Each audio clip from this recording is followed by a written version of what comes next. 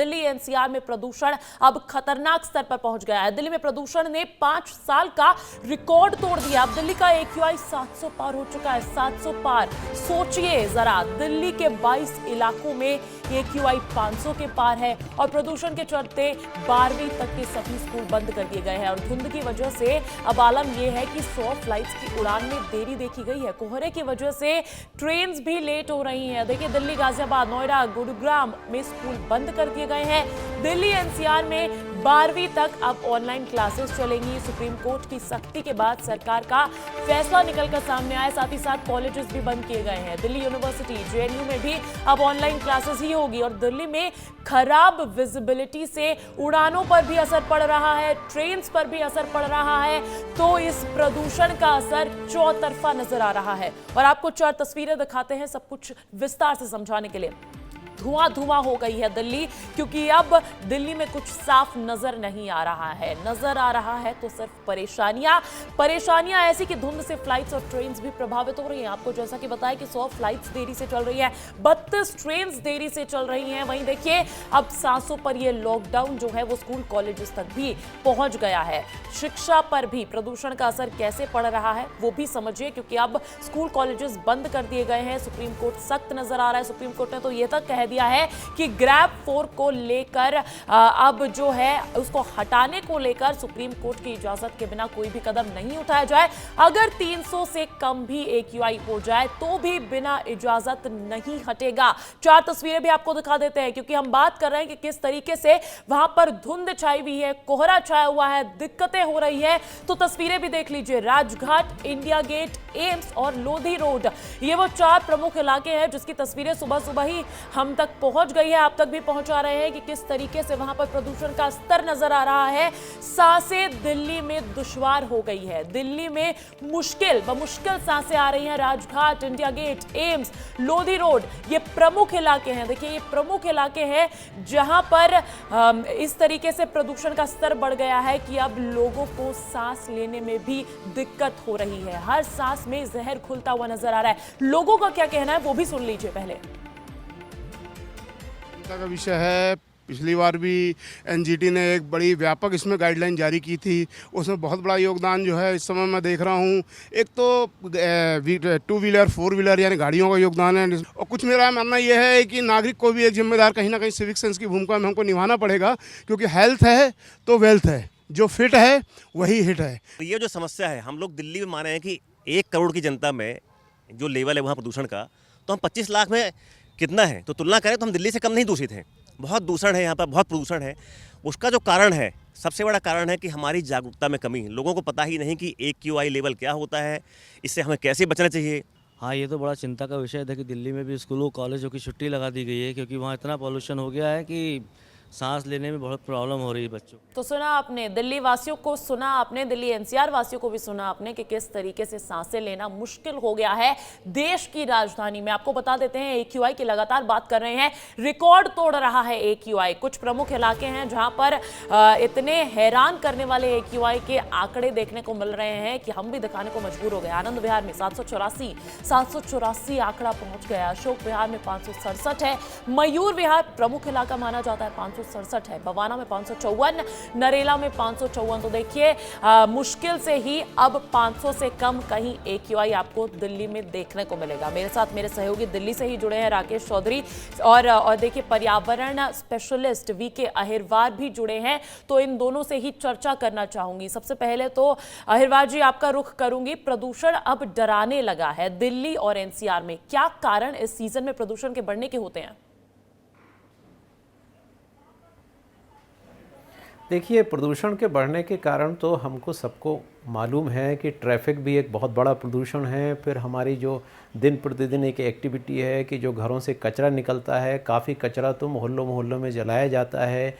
कुछ जो ट्रांसपोर्ट के दौरान गिरता है सो सड़क के टायरों से घिस करके, और उससे प्रदूषण होता है। फिर आप ये देखिए कि कंस्ट्रक्शन भी हो रहा है, वृक्षारोपण भी कम है। वृक्षारोपण में तो लोगों की रुचि नहीं है। नई टाउन प्लानिंग, नई मल्टी बनती है तो हम पुराने पेड़ों को काट देते हैं और सोचते हैं कि हम नए लगा देंगे। भाई, उन पेड़ों को आने में 50-100 साल लगता है।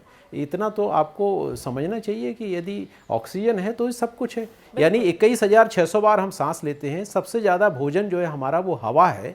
इस पर भी लोगों की यदि चिंता नहीं है तो फिर क्या कहेंगे। देखिए, केवल सरकारी अमले से या केवल कानून से नहीं होगा, जनता को सहयोग करना पड़ेगा, क्योंकि लोकतंत्र में लोक जो है आपका ये 98.5% है और तंत्र हार्डली 1.5% है। तो सभी जन लोग सहयोग करेंगे। आप सहमत होंगे कि आज से 40 साल पहले रेलवे स्टेशन बहुत गंदे हुआ करते थे। आज जो स्थिति है एक रोल मॉडल के रूप में है कि हम वहाँ बैठ के भोजन भी कर सकते हैं। तो सभी का योगदान है, केवल कैमरे का या फाइन का योगदान नहीं है कि हमने प्रदूषण एक ऐसा मुद्दा है जिसमें योगदान सभी का ही कारगर साबित होगा। और राकेश चौधरी मेरे सहयोगी बने हुए हैं, उनका रुख करना चाहूंगे। राकेश, इस वक्त आप दिल्ली के कौन से इलाके में मौजूद है, कैसी आबो हवा वहां की? देखिए, अभी मैं सीपी में मौजूद हूँ। कनॉट प्लेस ये सर्कल है और दिल्ली का सबसे पॉश इलाका माना जाता है। यहाँ भी विजिबिलिटी जो है 150 से कम है। मेरे पीछे आपको ठीक से दिखाई नहीं दे रहा होगा। और जहाँ तक प्रदूषण की बात है तो दिल्ली एनसीआर की स्थिति अब जहरीली हवा में सांस लेने को लोग इतने मजबूर हैं कि वो अब हाथ पैर छोड़ के यही कह रहे हैं कि भगवान कम से कम खुली हवा में सांस तो लेने दीजिए। दिल्ली की हालत बद से बदतर हो गई है अंजलि। तमाम एहतियाती कदम उठाए गए हैं। सोचिए, ग्रैब 4 भी लागू कर दिया गया है। इसके बावजूद दिल्ली में सांस नहीं आ रही है। अस्पतालों में भीड़ देखी जा रही है। ग्रैब 4 के तहत स्कूलों को भी अब बंद कर दिया गया है। कोई भी फिजिकल क्लास नहीं चल रहा है। कॉलेज को भी बंद कर दिया गया है। डीयू ने, जेएनयू ने घोषणा किया है कि आप घर से पढ़ाई करिए, ऑनलाइन मोड में पढ़ाई करिए। जितने भी ट्रांसपोर्ट सिस्टम है उसको लगभग ठप कर दिया गया है। हालांकि ऑड इवन फार्मूला अभी लागू नहीं किया गया है, लेकिन राजस्थान, हरियाणा और उत्तर प्रदेश से आने वाले BS3 और BS4 मॉडल के जितने भी वाहन लागू कर दिया गया है। तमाम एहतियाती कदम भी उठाए जा रहे हैं सरकार द्वारा। सुप्रीम कोर्ट भी सख्त नजर आ रहा है। अहिरवार जी मेरे साथ लगातार बने हुए हैं। अहिरवार जी, ये बताइए कि इतने सारे ये जो तमाम कदम उठाए जाते हैं ये कितने कारगर साबित होंगे अगर नागरिक ही इस ओर ध्यान नहीं देंगे? और ये जो पोल्यूशन है, क्या इसका कोई परमानेंट सॉल्यूशन है? जी बिल्कुल है। हम ऐसी अलार्मिंग स्थिति को आने ही ना दें, उसके पहले हम सतर्क हो जाएं। जी, आप जैसे हम भोपाल की बात कर रहे हैं, अभी भोपाल में लोगों को जो थ्रोट इन्फेक्शन है पहले 5-6 दिन में ठीक हो जाता, 15-15 दिन लग रहे हैं। इसका मतलब प्रकृति आपको संकेत दे रही है कि आप अलार्मिंग स्थिति में धीरे धीरे प्रवेश कर रहे हैं। जी। ऐसी एक्यूट स्थिति दिल्ली जैसी ना बन जाए, क्योंकि आपके देखिए, अगर वर्ल्ड लेवल पे देखें तो 50 प्रदूषित शहरों में 35 तो केवल इंडिया में है। बिल्कुल। और आप सहमत होंगे कि हमारा जो लैंड एरिया है वो 2.4% है। वर्ल्ड की 19% पॉपुलेशन का लोड हम पर है। तो हमें कहीं ना कहीं पर्यावरण के प्रति बहुत जागरूक होना पड़ेगा। अभी देखिए, ठंड बढ़ेगी तो आप देखिए सभी शहरों में, चाहे कॉमर्शियल प्लेस हो चाहे पर्सनल हो, कॉलोनी हो, सब जगह गार्ड बैठेंगे। और वो गार्ड बेचारे ठंड से बचने के लिए क्या करेंगे? कोई भी कचरा जलाएंगे जो उपलब्ध होगा, पॉलीथीन होगा, कागज होगा, सब होगा। तो क्या आम जनता जब होली के लिए लकड़ी दे सकती है कंट्रीब्यूट करके, तो क्या वो जो गरीब आदमी चौकीदारी कर रहा है आप उसको कुछ जलाने का साधन नहीं दे सकते हो क्या? यानी हमें सबको अपनी जिम्मेदारी निभाना पड़ेगी, तभी आप संभव बार है। बार इस चीज पर फोकस भी कर रहे हैं और ये चीज इतनी महत्वपूर्ण भी है कि ये हर एक नागरिक की जिम्मेदारी है। अगर नागरिकों को लगता है कि मेरे एक लकड़ी जला देने से क्या ही प्रदूषण में हो जाएगा, तो वो भी कहीं ना कहीं बहुत बड़ी गलती साबित हो सकता है। अहिरवार जी, आपका बहुत बहुत शुक्रिया। लेकिन राकेश, आप बने रहिएगा मेरे साथ, क्योंकि आपसे कुछ और चर्चा भी करनी है। देखिए, आपको ये भी बताते हैं कि दिल्ली में पर्यावरण के लिए कितना बजट दिया जाता है, और दिल्ली में ही नहीं, आसपास के जो राज्य है, दिल्ली एनसीआर जहां पर पड़ता है, उसमें भी कितना बजट सरकार की तरफ से प्रदूषण कंट्रोल के लिए जाता है। देखिए, केंद्र सरकार का तो 3,330 करोड़ रुपए का बजट है, दिल्ली का 150 करोड़ रुपए का बजट है। उत्तर प्रदेश की अगर बात कर ले तो 16 करोड़ का है और हरियाणा में 30 करोड़ रुपए का बजट है। तो देखिए, इतने करोड़ों रुपए जा रहे हैं, लेकिन हर साल तस्वीर ऐसी ही नजर आ रही है। राकेश, आपका रुख करना चाहूंगे। आपने सुने होंगे आंकड़े, हजारों करोड़ में आंकड़े पहुंचते हैं प्रदूषण को नियंत्रण करने के लिए, लेकिन फिर ऐसा क्यों है? कहां पर चूक हो रही है प्रशासन की तरफ से? क्योंकि देखिए, नागरिकों की तो जिम्मेदारी है, उस पर तो हम चर्चा कर ही रहे हैं, लेकिन प्रशासन की कहां चूक हो रही है? देखिए अंजलि, डेवलपमेंट के नाम पर राष्ट्रीय राजधानी को कंक्रीट का शहर बना दिया गया है।